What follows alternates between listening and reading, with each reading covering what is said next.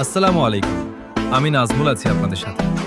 আজকে আমরা আলোচনা করব বাংলাদেশের সর্বোচ্চ 4টি দামি বাস নিয়ে। তো চলুন শুরু করা যাক। 1 নম্বরে থাকছে সোহাগ পরিবহনের বহরে থাকা Scania multi axle double decker, যার বর্তমান বাজার মূল্য 3 কোটি টাকা। বাসটি মূলত সুইডেন এবং ইন্দোনেশিয়া থেকে পার্টস এবং বডি পার্টস হিসেবে আমদানি করা হয়। সম্পূর্ণ বাসটি দুটি আলাদা ধাপে তৈরি হয়ে বাংলাদেশে আসে। 2 নম্বরে থাকছে গ্রিন লাইনের বহরে থাকা main multi XL double decker, যার বর্তমান বাজার মূল্য আনুমানিক 3 কোটি অথবা 3 কোটি 5 লক্ষ টাকা। এই বিলাসবহুল বাসগুলো মূলত জার্মানি ও মালয়েশিয়া থেকে যৌথ প্রক্রিয়ায় আমদানি করা হয়।